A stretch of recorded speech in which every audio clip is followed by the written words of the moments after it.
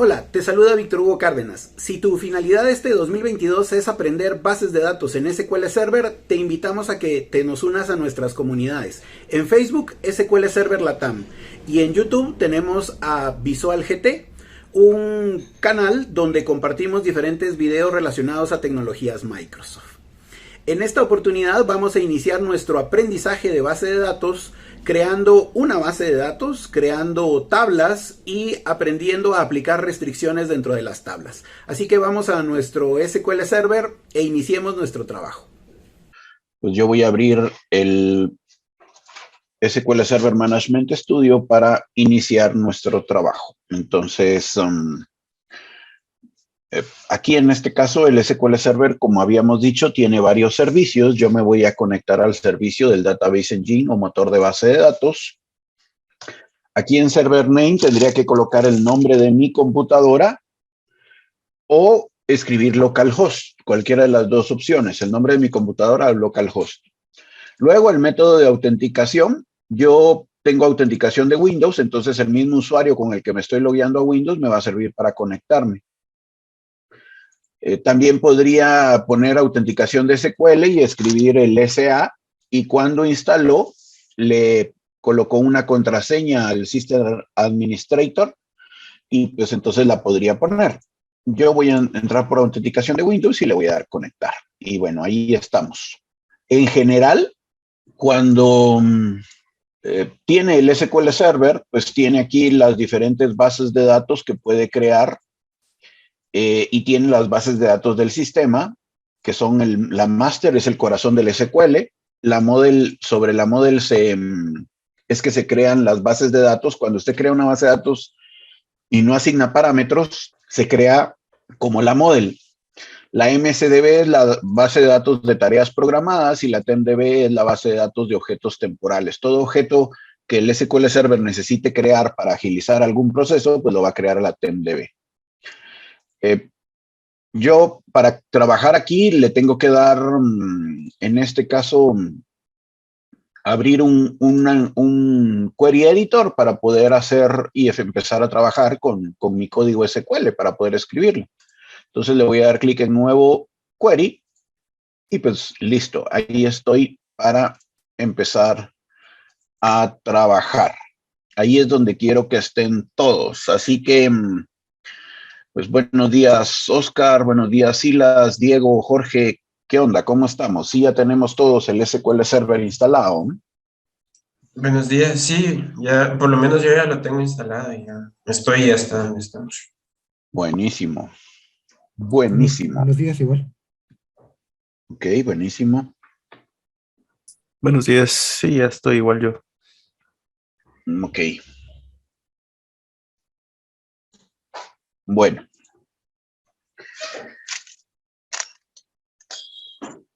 Cuando trabajamos con el SQL Server, pues nosotros tenemos que tener pues lo primero es crear una base de datos. Para crear una base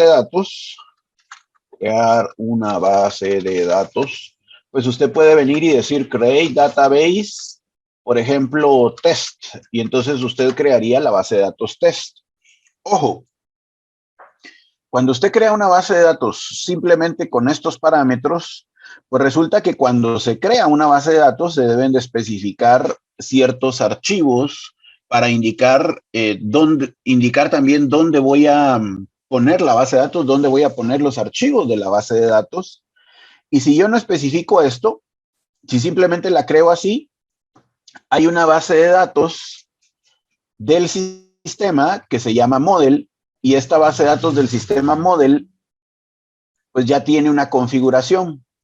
Si yo no especifico los parámetros, entonces mi base de datos se va a crear como la model, por eso es que se llama modelo. Porque si yo no especifico cualquier parámetro que yo no especifique, lo va a tomar de la model.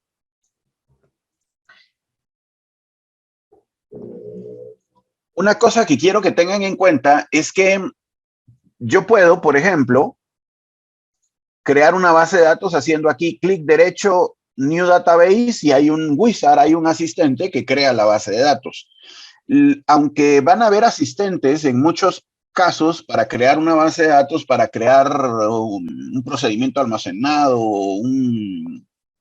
para poder crear tablas, obvio, nosotros no vamos a trabajar con el ambiente gráfico. Si se trata de trabajar con el ambiente gráfico, pues use Access, que es el hermanito menor del SQL Server. Nosotros pues vamos a trabajar con código, eso es lo especial, aprender SQL. Entonces, ¿se puede trabajar gráfico? Sí, algunas tareas se pueden trabajar gráficas, pero nosotros las vamos a manejar con código.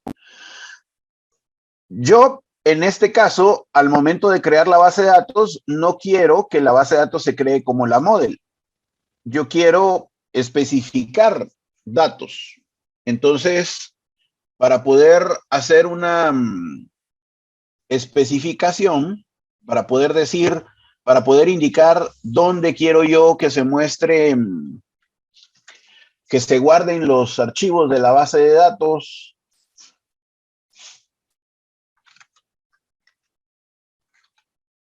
dónde quiero yo que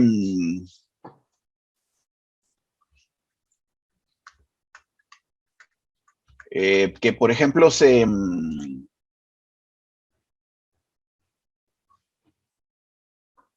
el crecimiento de una base de datos, cuando yo quiero especificar, por ejemplo,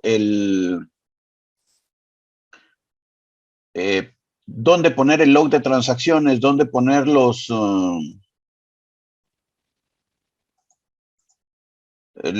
archivos de base de datos, porque se pueden tener varios, pues entonces para eso necesito de especificar más información aquí. Entonces voy a escribirlo y luego les voy a contar de qué se trata. Por ejemplo, voy a crear una base de datos que voy a llamar test. O le voy a poner aquí, por ejemplo, Norwin. Le voy a poner on primary, log on, y entonces yo puedo aquí especificar entonces un archivo asociado a un grupo primary, name, Norwin data, file name, y yo le digo la ubicación física donde quiero poner esta base de datos. Esto no lo puedo hacer cuando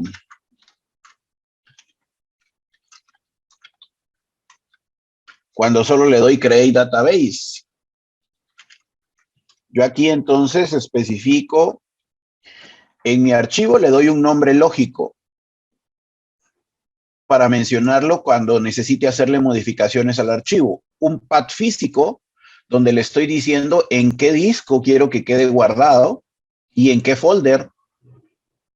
Aquí cabe resaltar que el SQL Server no crea el folder si no existe. Entonces van a tener que ir al disco duro, en mi caso al disco duro C, y crear este folder data. Yo ya tengo uno aquí, entonces voy a crear este folder. No, si no lo tienen creado les va a dar error. Luego le puedo poner un crecimiento, file growth igual a 25%, y ahorita explico eso. Y bueno, listo, ahí estoy poniendo el primer archivo. Y ahora voy a poner aquí el segundo archivo, Norwin Low.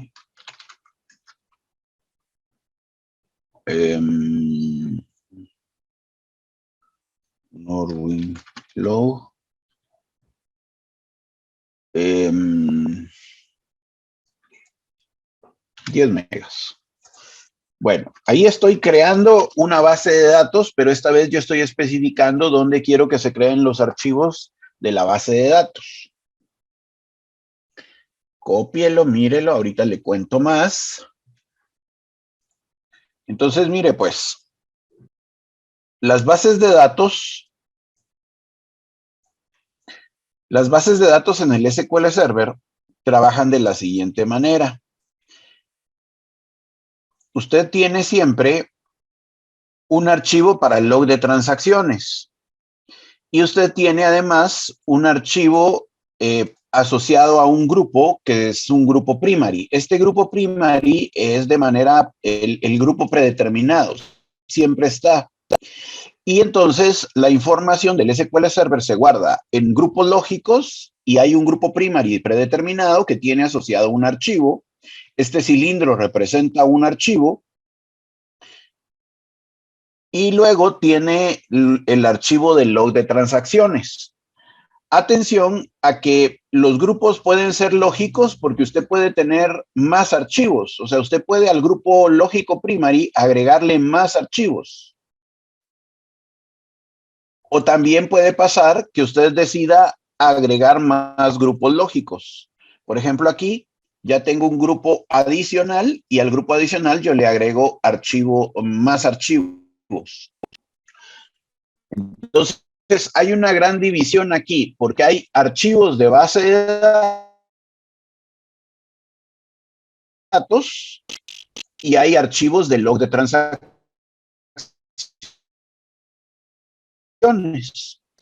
Así se divide. Y los archivos de base de datos están agrupados en file groups. Ahora, ¿por qué voy a hacer esto? ¿O por qué necesito hacer esto? Bueno, mire pues, supongan lo siguiente. ¿Por qué la base de datos tiene que tener archivos de datos y de log de transacciones? Bueno, supóngase que usted tiene, imagínese que usted tiene un estacionamiento, un parqueo. Y en ese estacionamiento, en ese parqueo, pues van a entrar carros a parquearse, vehículos van a parquearse, y supóngase que cada vehículo es un dato. Pero atención, usted va a poner en la entrada del parqueo, va a poner una garita, va a poner a un policía, a un inspector, que va a tener una tablilla donde va a estar anotando cada vez que entra alguien. O sea, aparte de la talanquera, si usted quiere, para que entre el vehículo, un policía va a estar anotando el vehículo, el nombre de la persona que entró, si quiere, el número de vehículo, el de placa, pues, y a qué hora entró. Y de la misma manera va a anotar cuando sale el vehículo. Entonces, entran los vehículos y son anotados a qué hora, qué persona, número de vehículo, número de placa del vehículo, va a estar anotando y también cuando sale. Eso quiere decir que cuando resulte que usted necesite hacer una investigación, usted puede ir a la tablilla del policía y verificar a qué horas entró un vehículo y a qué hora salió, cuánto tiempo estuvo. Si entró varias veces, luego podría hacer una revisión si el vehículo entró varias veces al parqueo. Esa bitácora que le sirve para identificar y poder dar un seguimiento, eso es un log de transacciones. En las bases de datos se necesita un log de transacciones para validar los datos, para confirmar, sí entró el dato, sí fue el dato eliminado, sí el dato fue modificado. Para comprobar la integridad de los datos se utiliza un log de transacciones. El dato primero se registra en el log de transacciones y dice, se insertó un dato. Y el dato, luego, cuando en el log de transacciones recibe una confirmación. Va, perfecto. Lo confirmo y entonces ya se escribe a la base de datos. Así es como funcionan la mayoría de las bases de datos, ¿sí? Así es como funcionan. Y por eso toda base de datos tiene log de transacciones y archivos de base de datos. Va, preguntas ahí, comentarios, dudas. ¿Qué piensa? Hábleme porque si no yo siento que esto es la radio y pues esto no es un monólogo. Aquí la idea es que... Entonces, por lo menos dígame, sí entendí. Sí, no hay dudas. Todo bien. Ok. Todo claro. De manera predeterminada se tienen que poner por lo menos dos archivos. Se tiene que poner un archivo asociado al log y otro archivo asociado al grupo primary. Pero luego yo puedo crear yo puedo agregarle más archivos al primary, yo puedo agregarle más archivos al log, o también podría crear grupos adicionales, que eso es otra cosa que vamos a hacer en un momentito. Yo podría crear más grupos, pero ¿para qué usted va a crear más grupos o para qué usted va a crear más archivos en su base de datos? Bueno, por distribuir la carga de trabajo. Tenga en cuenta que lo importante, o sea, ¿por qué usted en su carrera recibe varios cursos de base de datos?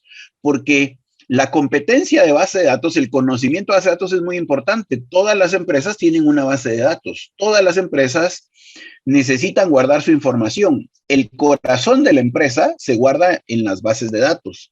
Ahí tengo cuánto me deben los clientes, ahí tengo qué cliente me compró más, ahí tengo qué producto se vende más. Y cuando son empresas grandes, Guatemala tiene, o sea, las empresas grandes de Guatemala realmente son pequeñas a comparación de. Cuando usted piensa en empresas grandes de Guatemala, piensa en Molinos Modernos, en Corporación Multiinversiones, en Cementos Progreso. Pero Cementos Progreso no es nada, o sea, es una cementera importante para Guatemala, pero comparada con, por ejemplo, Cruz Azul de México, o sea, Guatemala tiene 17 millones de habitantes, México tiene, creo que tiene 20 solo en el Distrito Federal. Entonces, nuestras empresas son relativamente pequeñas comparadas con otras en el mundo. Entonces, usted puede decir, la base de datos, y esto no es por hablar más ni menos de, o sea, estoy solo haciendo comparaciones para que usted dimensione bases de datos grandes. O sea, usted puede decir, es que fulanito trabaja en tal lado y entonces trabaja con una base de datos de 1 tera. Sí, pero probablemente eso no sea nada porque, qué sé yo, una empresa en Estados Unidos donde hay 50 y tantos estados y cada estado es más grande que toda Centroamérica junta, pues entonces resulta que nuestros datos son pequeñitos comparados con empresas multinacionales grandes. Entonces puede ser que las bases de datos sean de 4 teras, de 10 teras. Entonces, cuando hay volúmenes grandes de datos, puede ser que les sirva dividir la información en varios discos duros. Su base de datos usted la va a manejar como que es... usted la va a ver como una sola unidad, el usuario la va a ver como una sola unidad, pero internamente él está guardando la data en varios discos duros. ¿Por qué poner varios discos duros? Porque pues entonces distribuye, algunos datos se van para un disco, otros para otro, y entonces también las lecturas a la hora de leer la información,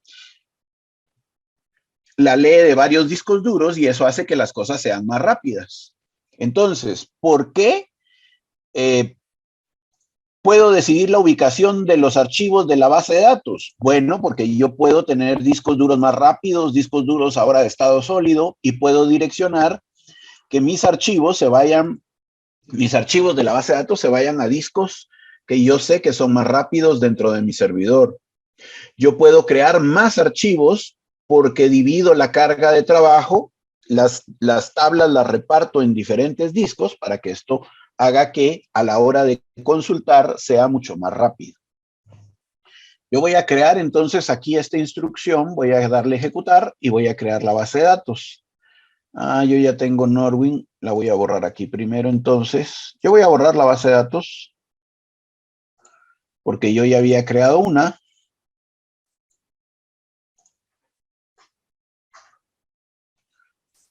Y ahora que ya la creé, entonces ahora sí voy a ejecutar, voy a darle a ejecutar y voy a crear la base de datos. Ahí estoy creando una base de datos. Usted ahora podría ir al disco duro, podría moverse al disco duro y en el disco duro podría ver que en data, ahí está cargada, ahí están los 2 archivos que usted acaba de crear. Ahí están.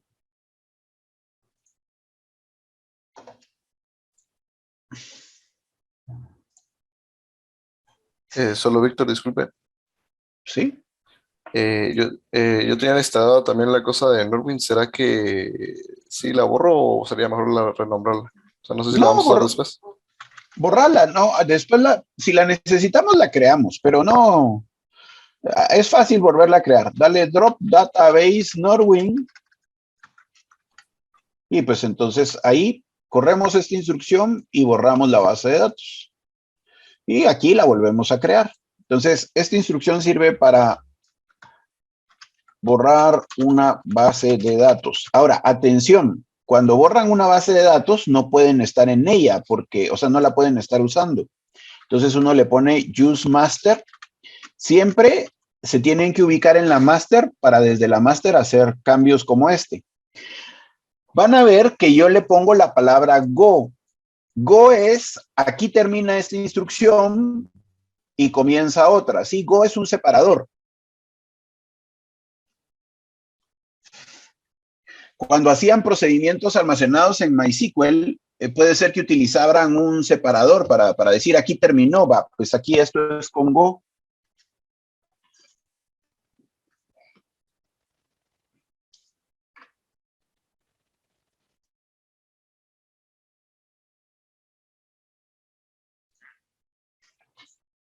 ¿Sí? Entonces voy a crear aquí la base de datos y luego de crear la base de datos,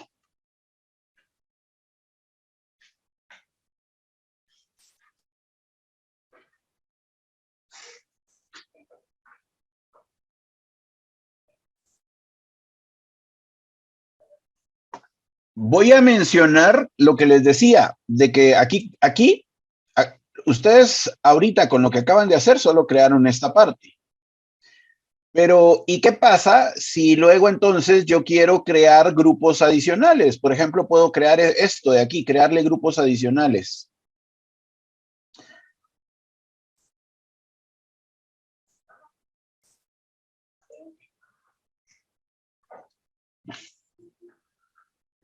Entonces yo puedo venir aquí y decir,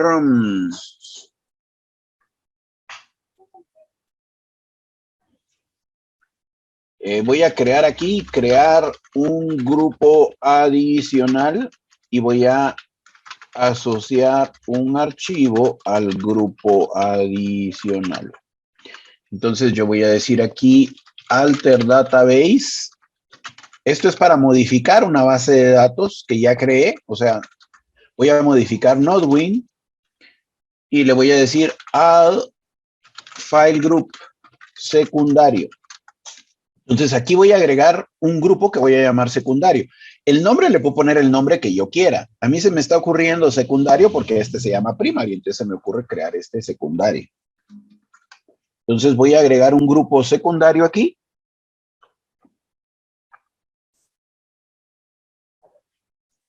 El grupo secundario le tengo que asociar un archivo. Entonces puedo hacer algo como esto para no escribir tanto. Ah, miren, aquí hay una cosa que hice mal. Entonces podría probar esto de borrar la base de datos. Tenga en cuenta lo siguiente. Esto lo hice mal porque lo copié y lo pegué.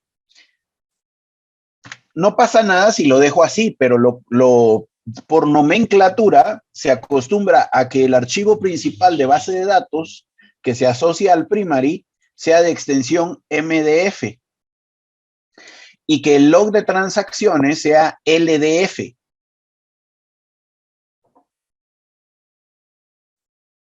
Entonces voy a volverlo a crear aquí, pues ya con estas extensiones. Y se acostumbra a que los archivos adicionales sean NDF. Esto es pura costumbre, es pura nomenclatura. Realmente, si le pongo otra extensión, pues él no tiene ningún problema. Voy a decir alter database Norwin, add file, y entonces voy a agregar aquí un file adicional, Norwin parte 1, si quieren, por ejemplo, y aquí Norwin parte 1. Y pues ahí estoy creando un archivo adicional. Para decirle que se asocie al grupo secundario que creé, le tengo que decir tu file group y el nombre que le di aquí, secundario. Entonces, de cajón siempre tengo que agregar un archivo para el grupo primary que maneja la base de datos y otro archivo para load de transacciones. Puedo agregar grupos adicionales a mi base de datos y asociarles archivos. Esos grupos adicionales son para distribuir la carga de trabajo. Esto es para que cuando cree tablas, pueda mandar unas tablas a un file group y otras tablas a otro file group. Es distribución nada más. Bueno, deben de tener en cuenta que aquí en mi ejemplo yo mandé los 3 archivos de base de datos que acabo de crear, todos los puse en C data. Pero esto es porque pues yo tengo, es un ejemplo. En la vida real, pues lo que debería de aprovechar es si mi servidor tiene varios discos duros y entonces mandar a discos duros diferentes los archivos. Si yo solo tengo un disco duro, pues no vale la pena hacer divisiones dentro de la base de datos porque todo va a caer al mismo disco, pues entonces como que ahí no tiene mucho... no va a ser completamente así para de beneficio en cuanto a que varias agujas lectoras estén leyendo información. Entonces, esto pues se hace cuando yo tengo varios discos duros en mi equipo. Bueno, aquí acabo de crear la base de datos y ahora que creé la base de datos, voy a meterme a ella. Y para eso entonces yo le digo use Norwin. Go. Aquí hay 2 formas de hacer esto. En el SQL Server, pues, hay 2 formas de hacer esto. Una es escribir esto y marcarlo y ejecutarlo. Por cierto que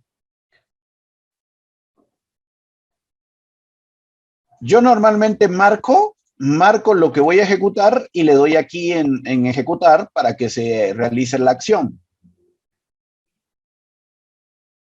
Si no marco y le doy a ejecutar, hace todo lo que está escrito aquí. Y por eso es la instrucción go, para que él sepa cada vez que haga esto y termínelo. Haga esto y termínelo. Haga esto para cuando no uso,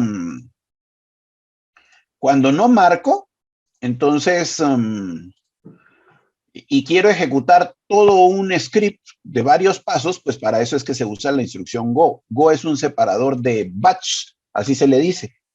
Entonces, y de hecho, cuando escriben una serie de instrucciones, a esto se le llama un batch. Y la otra cosa es que, bueno, o usted marca aquí y le da a ejecutar o le cambia aquí. Aquí en este caso, aquí van a estar cargadas las bases de datos que usted tenga. Entonces, usted aquí le puede dar un clic a la base de datos que usted quiera. Entonces, o le escribe use Norwin aquí, o le escribe, o busca aquí el nombre de la base de datos si se mete a ella para poder trabajarla.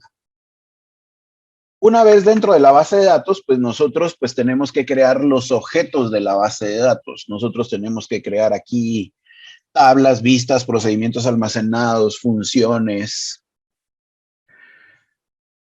Yo aquí voy a repasar la creación de una base de datos, de una tabla, perdón, o de tablas, y voy a repasar el poner los 5 tipos de restricciones. Llave primaria, llave foránea, regla de validación, valor predeterminado, valor único. Entonces, voy a crear una tabla dentro de Norwin. Entonces, yo le voy a decir aquí, por ejemplo, create table student. Voy a crear una tabla que se va a llamar estudiante.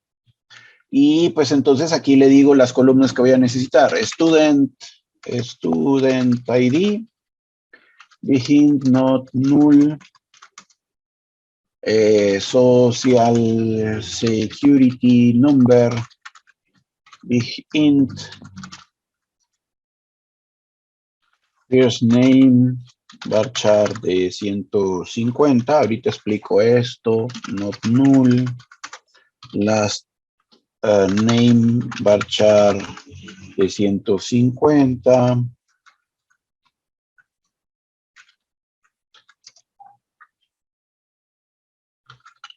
address, varchar de 150, birth date, de tipo date. Bueno, entonces, cuando yo creo una tabla, yo debo de especificar en la tabla el nombre de la tabla y luego, pues, las columnas o campos que van a tener. Usted debe de tener en cuenta que básicamente toda tabla que usted crea en una base de datos es la representación de una entidad. En este caso, por ejemplo, el estudiante, pues es la representación de un estudiante, de una persona ahí que vive, que anda ahí. Entonces, pues esto es la representación de un estudiante. Un estudiante es una entidad y como entidad, como ente único, tiene color de piel, color de ojos, estatura, nombre, pero a mí no me interesa el color de piel, el nombre, la estatura para fines comerciales, para fines de guardar información, o tal vez sí, si mi base de datos es para guardar la descripción de la persona. Pero como aquí estoy hablando del estudiante, me sirven datos de él como pensando en que es de Estados Unidos, por ejemplo, su número de seguro social, su primer nombre, su apellido, su dirección, su teléfono. Entonces, esos también son atributos del estudiante que me sirven para poder almacenarlos, para poder identificarlo después. Dependiendo de lo que sea la base de datos, pues me sirven ciertos atributos para poder tener el dato que luego se convierte en información de la persona. Estos atributos, cada atributo que yo creo aquí, pues a la larga es se convierte en una columna. En este caso, un campo. Entonces, la entidad es la tabla estudiante y cada campo es la descripción de un atributo de ese estudiante. Para poder, en este caso, poner el atributo, el campo, yo además tengo que indicarle pues el nombre. Primero tengo que definirle el nombre del campo. Luego de definir el nombre del campo, defino el tipo de dato. Luego, si va a permitir valores nulos o no. Aquí, por ejemplo, este no null le está diciendo que no permita valores vacíos, o sea, va a tener a como de lugar que llenar ese dato. Y en cuanto a los tipos de datos, pues hay diferentes tipos de datos. En general, los tipos de datos son en función de que si va a permitir números, si va a permitir letras, si va a permitir fechas, qué es lo que va a guardar. Entonces, pues esos son los tipos de datos. Hay muchos tipos de datos. En general, los tipos de datos pueden ser entero, int, pero resulta que en el caso de Microsoft tiene más segmentados sus tipos de datos. En otros gestores uno simplemente le pone int y ya estuvo, de que es entero. Pero aquí en el SQL Server hay small int, tiny int, big int. En cuanto a las fechas, no solo hay date, hay datetime 2, datetime offset. Entonces hay, en el caso de los tipos de datos de Microsoft, hay más tipos de datos porque están como más segmentados los rangos de datos que se pueden poner. Cuando se crea una tabla, en la tabla hay que especificar, tengamos en cuenta, está de más decirlo, porque pues ustedes ya lo han visto del semestre anterior, que nosotros en realidad estamos trabajando con un modelo relacional. Ese modelo relacional es el que nos dice, por eso es que mencioné que tenemos una entidad, o sea, el modelo relacional representa en tablas las entidades que participan de un negocio. El cliente, el producto, la factura. En este caso, pues yo puse estudiante, el estudiante, pero hay ciertas reglas que se deben de seguir. Ustedes tuvieron que haber mencionado el semestre anterior sobre pues las reglas de normalización. Dentro de esas reglas de normalización se busca que se evite la redundancia de los datos, que no hayan datos repetidos, y pues entonces, para poder garantizar pues que se cumplan las reglas de las bases de datos, se tienen las restricciones o constraint. Los constraint, pues hay restricción de llave primaria, hay restricción de restricción unique, valores únicos, hay una restricción default, que es valor predeterminado, restricción check, que es regla de validación, y la restricción de llave foránea. Llave foránea.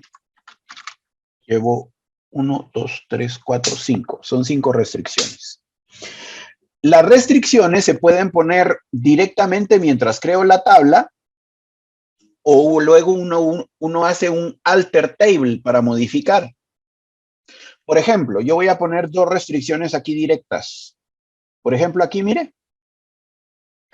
Student ID yo quiero que sea mi llave primaria. Entonces, para garantizar que este va a ser un código único de la tabla, pues yo vengo aquí y directamente le puedo poner aquí primary key. Y entonces ya puse que esa es la llave primaria. Atención a que la otra forma de hacerlo es que después de crear la tabla, yo haga aquí un alter table student add constraint pk student primary key y le diga que la llave primaria es student ID. Hacer esto, o sea, crear la tabla aquí y después correr esto, está bien, o también está bien poner aquí primary key. Cualquiera de las dos formas está bien, ¿sí?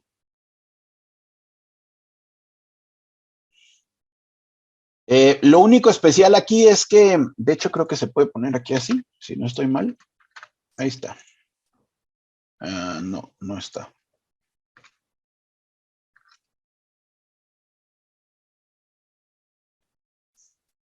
No, aquí no me deja ponerle nombre. En cambio, aquí sí le puse nombre al constraint.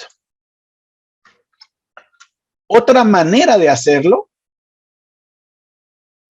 Estoy mostrando 3 maneras de hacer lo del, por ejemplo, una llave, poner una llave primaria. Lo podría poner aquí, o luego podría hacer esto. Luego podría poner aquí, coma, add constraint, y poner esta partecita.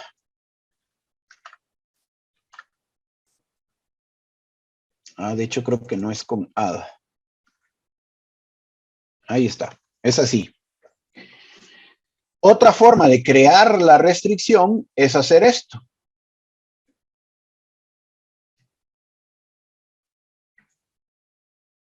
Lo único diferente de poner el primary key aquí es que yo aquí puedo especificar el nombre que le voy a dar al constraint y entonces estoy poniendo un nombre. Eso es lo único. Pero a veces uno, para simplificarse, pues pone aquí solo primary key. Igual, por ejemplo, voy a poner la restricción default, que es el valor predeterminado. Note que aquí, por ejemplo, address se pintó de color azul. Address es una palabra reservada, o sea, hay un comando del SQL Server que también se llama address. Entonces, usted puede encerrar entre corchetes esto. Si no le gusta que quede en azul, pues. Aquí, por ejemplo, mire, voy a poner otra restricción. Voy a poner default y le voy a poner city. Eso quiere decir que si alguien deja vacío este campo, que entonces él lo llene con city. Eso es un valor predeterminado. Mire, si no lo llena, yo le voy a poner city. Bueno, y entonces voy a crear la tabla. La voy a marcar y le voy a dar ejecutar. Y acabo de crear dentro de mi base de datos Norwin la tabla estudiante. Ahí está.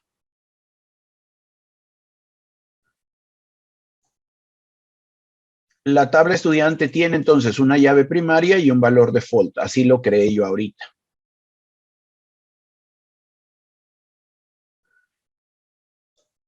Hagamos pruebas. Hagamos pruebas. Voy a insertarle datos a la tabla.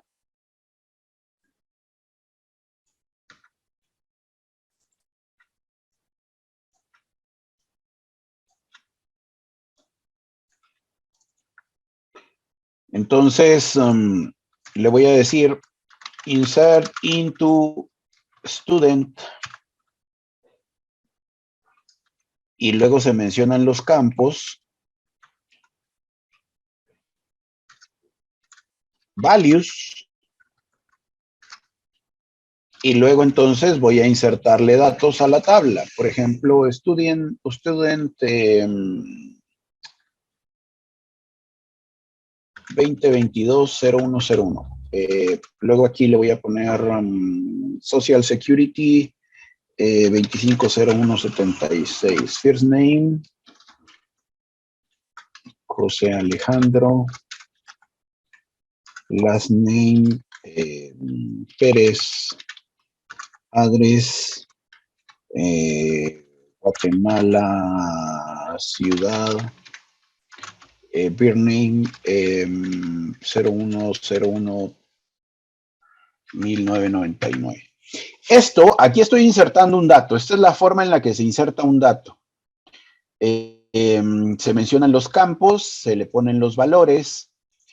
Ojo con esto. El que usted pueda crear tablas y hacer llaves foráneas y eso, que es lo que estamos viendo ahorita, es algo que usted pues lo viene viendo del semestre anterior y ahora aquí lo estamos repasando. Pero esto debe ser básico, básico, básico. O sea, yo confío plenamente en que si yo le digo inserte un dato, usted lo tiene que poder insertar. Entonces, hacer operaciones como insert, update, delete, eso, si no lo tiene claro, pues espero que ahorita lo tenga claro y si no, repáselo, porque poder hacer, créate una tabla e insertarle 20 datos, eso debe de ser, usted lo debe de hacer muerto de la risa, ¿sí? La palabra into se puede omitir, entonces usted puede poner solo insert into, insert, el nombre de la tabla, y cuando usted va a insertar datos en el mismo orden en el que está creada los campos de la tabla, puede omitir esto. Entonces, por ejemplo, aquí, mire, yo voy a marcar esto y le voy a dar a ejecutar. Y ya inserté un registro, mire. Ahora, insisto, si usted va a insertar en el mismo orden en el que se crearon las columnas de la tabla, pues puede omitir esto.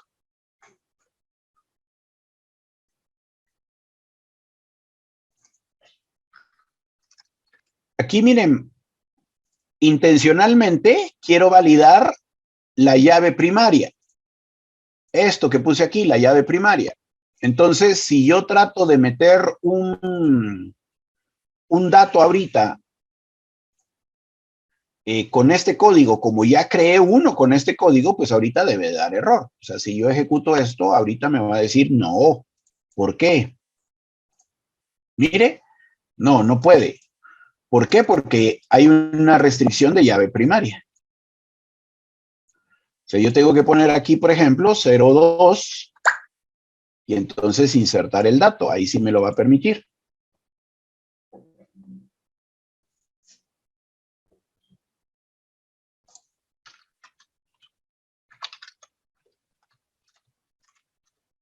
Entonces yo no puedo insertar el mismo código en el Student ID porque pues esa es la llave, pues. Como que tenga dos personas con el mismo DPI, no se puede. De hecho, no se debe, pues.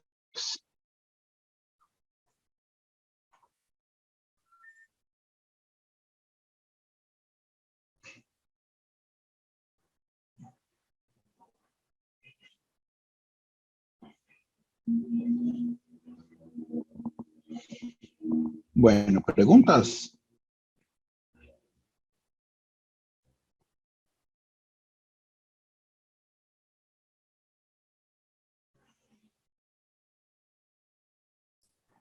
Solo, ¿será que nos puede pasar el código? Que yo no, o sea, no pude copiarlo todo, todo, todo. Ahí sí, yo sí espero que ustedes hagan esto, pues, o sea, si no, no tiene gracia, pues, solo yo escribiendo y te paso el código, entonces no estamos haciendo nada. Entonces, lo voy a pasar ahorita, pero no, yo quiero que ustedes lo hagan, pues.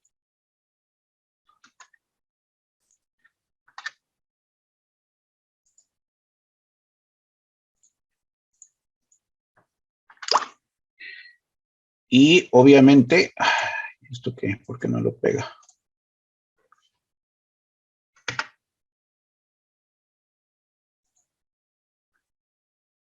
Obviamente, como ya se dieron cuenta, otra cosa que se tiene que tener aquí es destreza para typear, para escribir.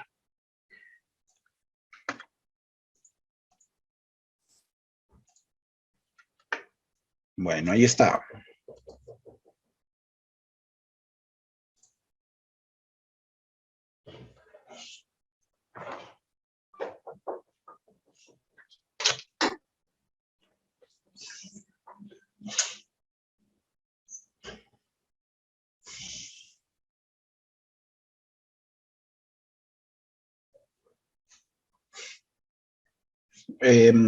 Preguntas, o todo está claro. O sea, sí lo han hecho antes. Pues sí. Todo claro para mí.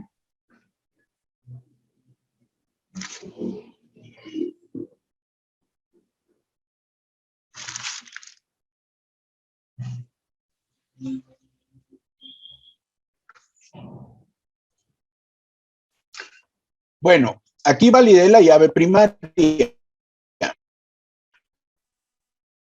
pero ahora voy a validar esto de la restricción default que puse aquí. Pero voy a validar la restricción default.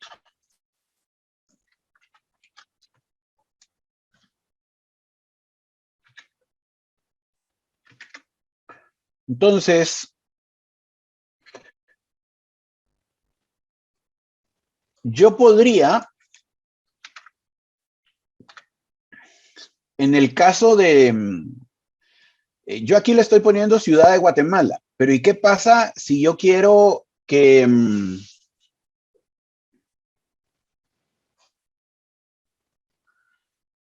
no quiero mandar la ciudad, sino quiero que tome el valor predeterminado, que el valor predeterminado yo le puse que pusiera la palabra city? Hay dos formas. Una forma es al momento de insertar el dato no mencionar el campo. Entonces yo quito de aquí address y también lo quito de aquí. Entonces ese campo, ese dato de ese campo no lo mando. O la otra forma es mencionar el campo y en vez de poner el texto, escribo la palabra default.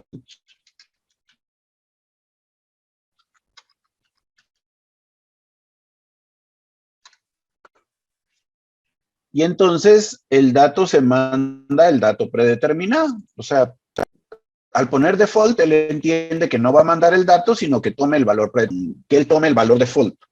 O no mando el campo, o lo escribo, pero pongo la palabra default para que él tome el valor predeterminado. Entonces, si ejecuto esto, pues aquí va a tomar el valor default, que también lo va a hacer de esta forma. Aquí sí, para validar, para ver que sí sea cierto, pues entonces aquí sí voy a hacer un select, pues student, select from student, select student ID, que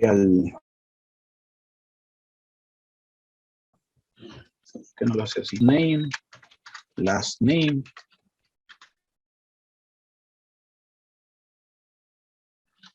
address,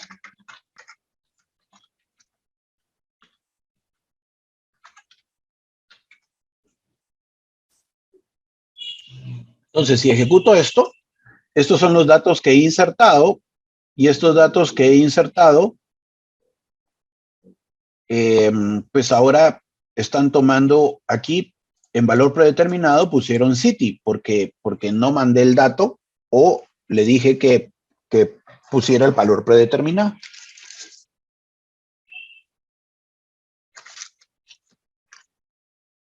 Normalmente el valor predeterminado, el default, se hace cuando yo tengo, por ejemplo, es estado civil y casi siempre es soltera la persona, pues entonces le ayudo poniendo un valor predeterminado de soltero. Casi siempre, cuando pasa que el campo casi siempre tiene un valor usual, pues entonces utilizo el valor default.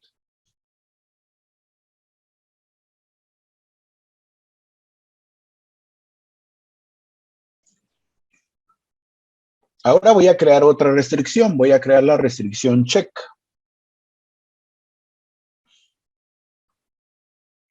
La restricción check la voy a hacer con birth date. Con birth date voy a hacer que no se permitan menores de edad. Entonces voy a venir aquí y voy a poner la restricción check. Aquí le voy a decir, por ejemplo, alter table student. Y entonces ahora le voy a decir add constraint ck birth date. Se acostumbra que los constraints lleven un prefijo para solo para indicar el tipo de constraint. Entonces se acostumbra que a la llave primaria se le pone K, a la restricción unique se le pone U, a default se le pone DF, a check se le pone CK, a llave foránea se le pone FK. Pero realmente usted le puede poner el nombre que usted quiera. Solo es por estándar. Entonces le voy a decir, y ojo, entonces yo aquí le digo check, y pues aquí creo una condición. La condición en este caso tiene que ser una función, una condición para qué valores no voy a permitir. Yo aquí voy a utilizar una función del SQL Server que saca la diferencia entre dos fechas. Entonces, esta función se llama datediff. Le voy a decir, saque la diferencia con datediff. La diferencia póngala en años, year. La diferencia entre el campo birth date y la fecha de hoy. Entre birth date y get date es la función que saca la fecha aquí en el SQL Server.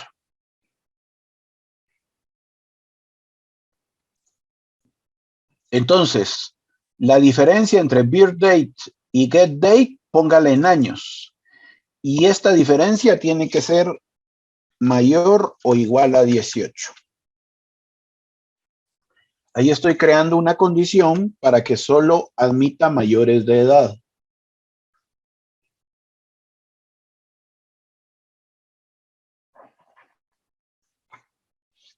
Entonces voy a marcar esto, lo voy a ejecutar. Escribí mal student. Student. Lo voy a ejecutar. Y ahí acabo de crear una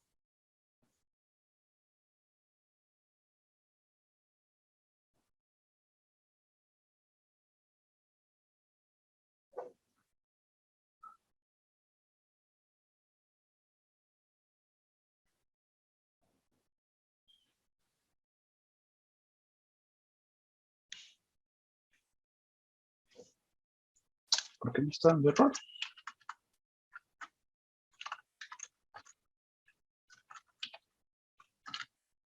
Esa instrucción que voy a correr aquí se usa para ver qué constraint tiene la tabla.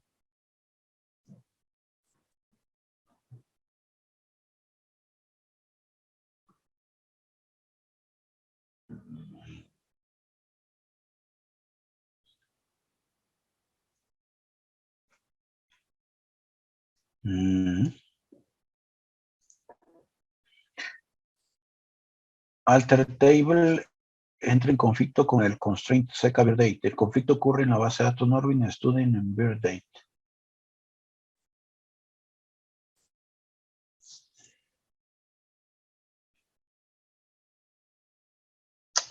Es por esto.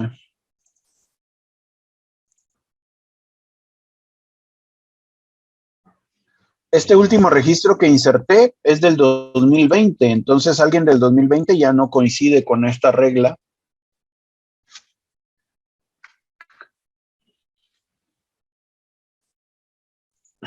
Voy a tener que hacer aquí un delete from student where student ID igual a este código. Voy a borrar este dato, este último dato que inserté, lo voy a borrar.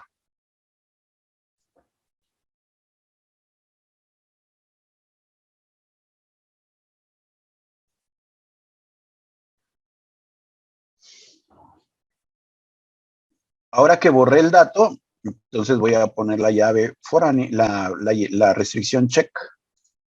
Y ahora sí me lo deja poner. No me la dejaba poner porque ya había un dato que no cumplía con esta condición.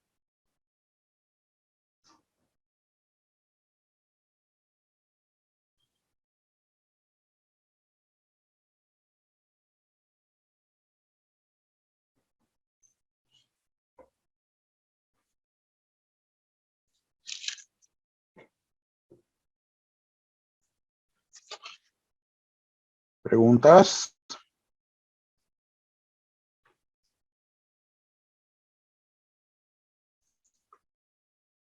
¿Seguros que no hay preguntas? ¿Todo bien?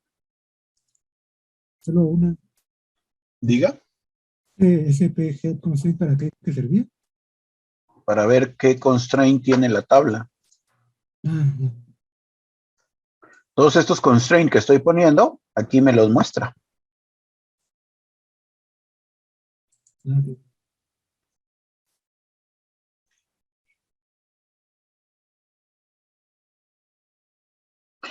Bueno, ahora probemos insertar datos. Por ejemplo, ahora podría volver a meter este dato de esta persona del 2020.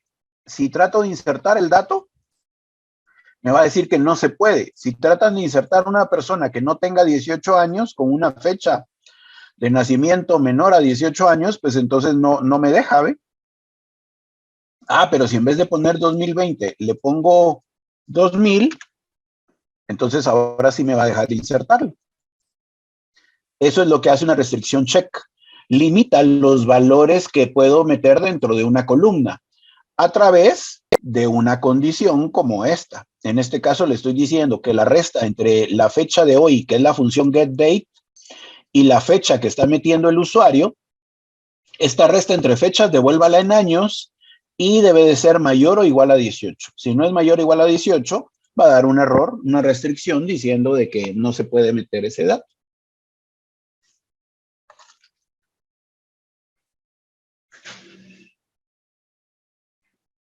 Pero el asunto es que usted lo pruebe, que usted mire que funcione.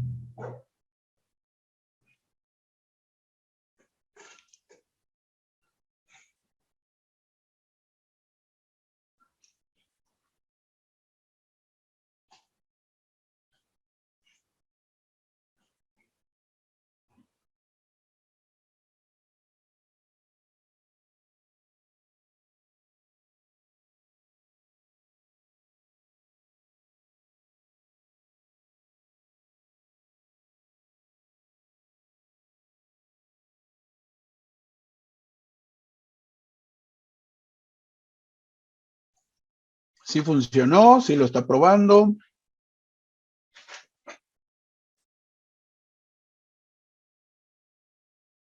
Sí, sí funciona.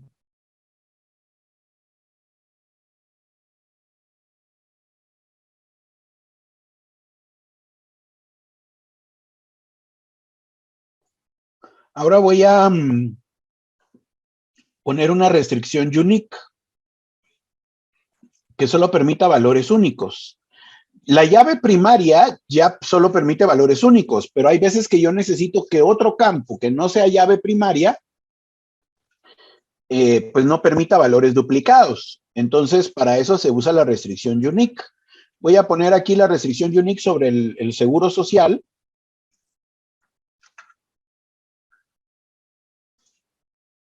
Y pues la restricción unique en este caso le voy a decir alter table student add constraint U social security de tipo unique sobre el campo de social security.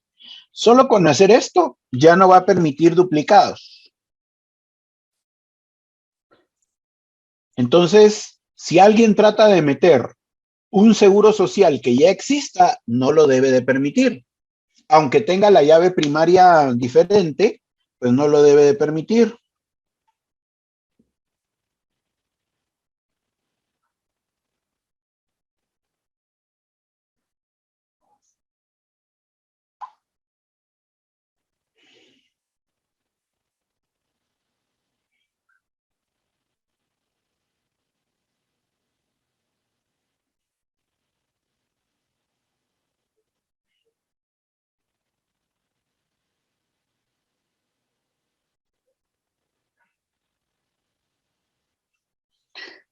Y entonces vuélvanlo a probar.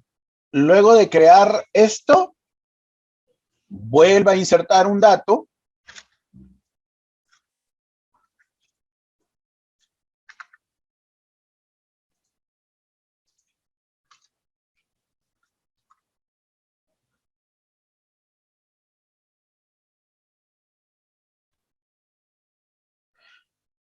Por ejemplo, aquí voy a poner el, qué sé yo, 9, pero voy a mandar el mismo seguro social.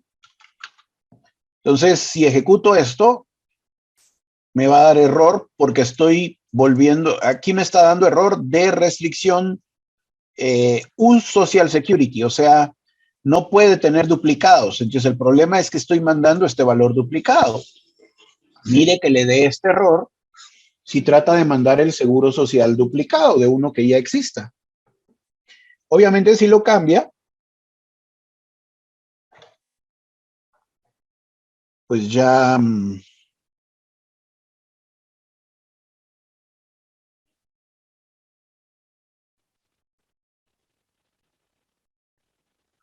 ya sí debe de dejarle insertar el dato. Y la última restricción que nos hace falta es la de llave foránea. La última restricción que vamos a poner entonces, esta, la de valor default, pues ahí está. Voy a poner la última restricción, es la restricción de llave foránea. La llave foránea, pues me sirve para relacionar una tabla con otra, una entidad con otra. Entonces voy a crear aquí una entidad, una nueva tabla. Voy a decirle create table class assign. Y aquí voy a decir entonces class ID, big int, not null, primary key, student ID, big int,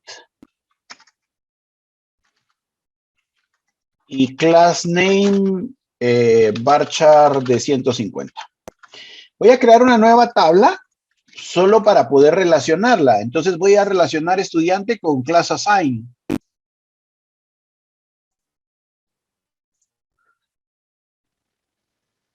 Y entonces aquí viene la restricción. Aquí le voy a decir alter table class assign add constraint FK student class foreign key student ID. O sea, es decir, le estoy diciendo, ponga la llave foránea a este campo, student ID.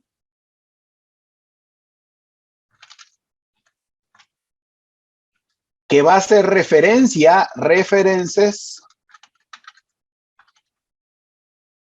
a la tabla student al campo student ID. Esa es una llave foránea. Pero además a la llave foránea se le agregan dos valores más. Se le dice, mire, si alguien actualiza en la tabla estudiante, el código del estudiante también cámbienlo aquí. Para poder decir eso se le dice on update cascada. Y la otra cosa es si alguien borra un estudiante, entonces uno puede decirle el comportamiento on delete cascada también. Entonces, si alguien borra un estudiante, que borre todas sus asignaciones. O si usted no quiere que pase eso, si usted no quiere que se borren las asignaciones, le pone no action.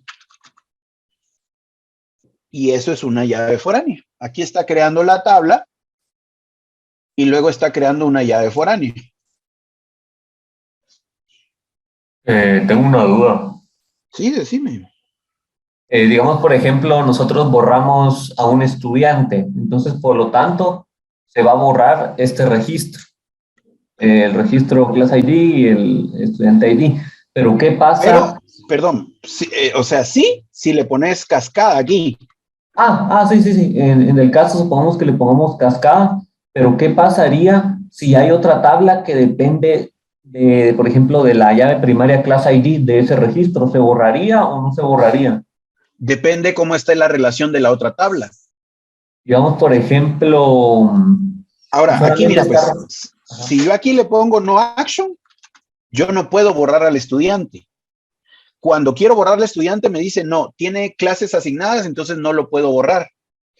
Entonces, puede ser que vos aquí tengas cascada, pero en la otra tabla que tenés relacionada tenés no action.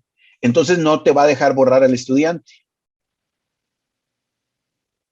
Ok, entonces el comportamiento por default es no action, por decirlo así.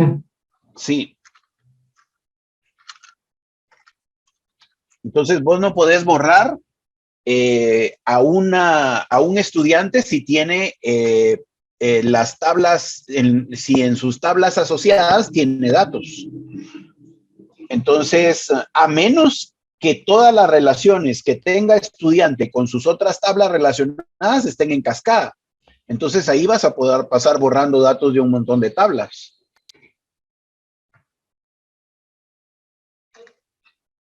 Eso es delicado.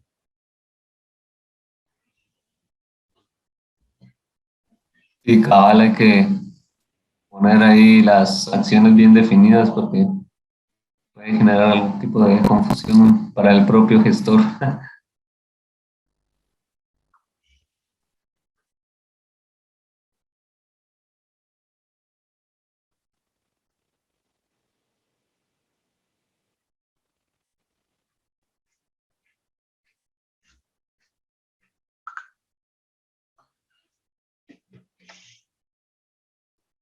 Va, entonces miren, pues yo voy a ejecutar esta, bueno, no sé si ya había creado la tabla, la voy a crear.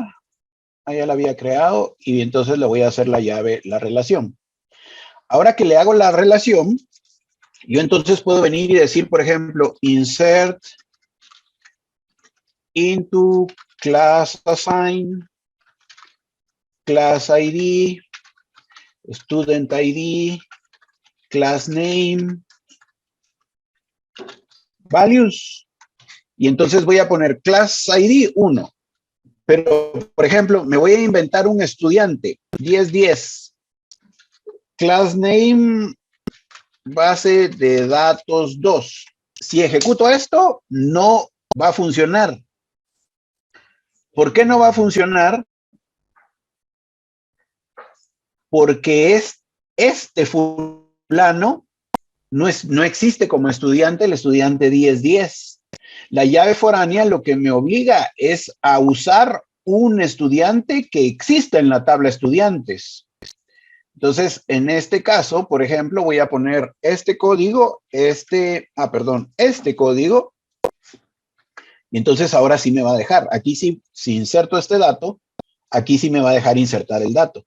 Yo ahora, por la llave foránea, solo puedo poner estudiantes que existan en la tabla estudiantes.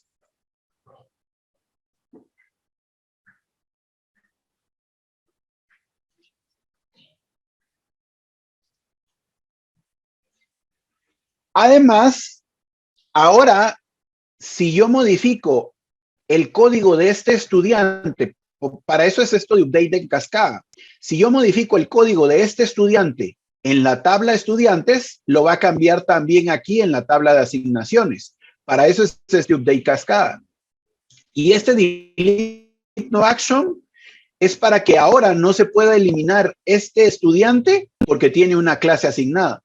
Si en vez de delete no action le pongo cascada, le estoy diciendo que sí, que pase borrando todo lo que, que borre al estudiante y sus clases asignadas si le pongo cascada.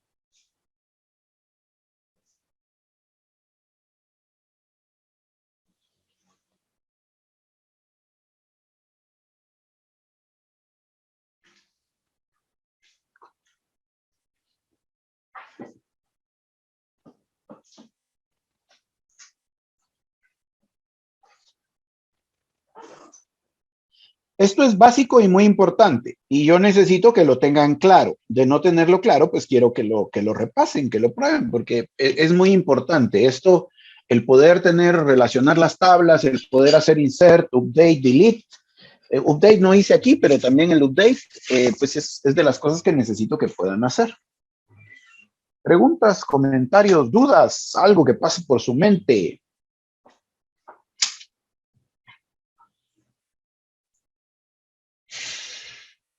¿Preguntas, Andrés? No, todo claro. Gracias. Diego. Sí, todo claro me quedó. ¿Seguros? Miren que entonces voy a poner un ejercicio para que... Jorge, preguntas. Pues no, pero bueno, es que me quedó un poco de duda, de hecho, en el delete no action. Es que no capté la explicación cuando lo escribió, disculpe, ¿me lo podría repetir? Suponete que vos tenés hijos. Va, y entonces yo te quiero eliminar. Si yo aquí le pongo delete cascada, entonces el cascada lo que hace es que si te elimino a vos, te elimino a vos y a tus hijos. Eso hace el cascada.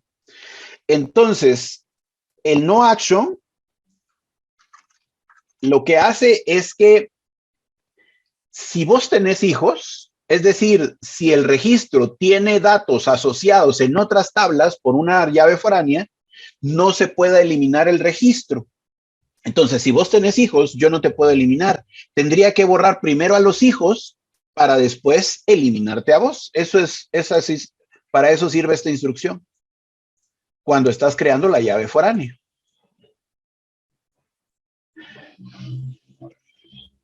Ahora, lo que pasa es que deben de tener en cuenta que una tabla puede tener relaciones con 2 o con 3 tablas. O sea, entonces, el comportamiento de eliminar un registro va a depender también mucho del tipo de relación que tenga en sus diferentes llaves foráneas, porque puede ser que en una tabla con la que se esté relacionando tenga no action, pero en otra sí tenga cascada. Entonces, eso puede afectar el comportamiento. Por eso es esto, miren. Déjenme ver si está aquí. Voy a poner esto. Por eso miren aquí, Facebook. Yo puse que, por cierto, sería bueno que se agreguen a estas comunidades. En el Internet hay varias comunidades que se usan para, pues para estar ahí viendo, estar al día de nuevos descubrimientos, nuevas cosas que hacen ahí. Yo, por ejemplo, aquí miren,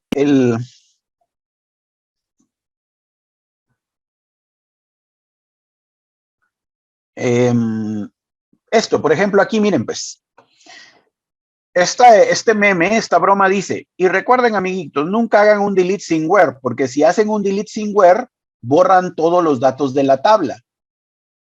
Si yo le digo delete from students, se borran todos los datos de la tabla.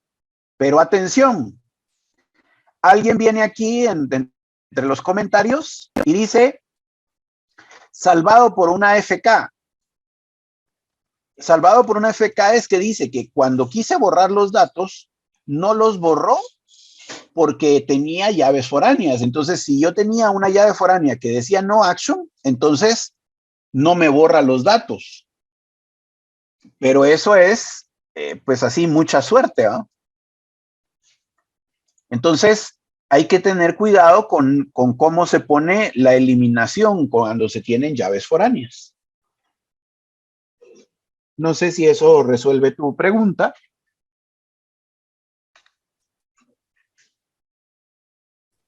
Sí, perfecto, gracias.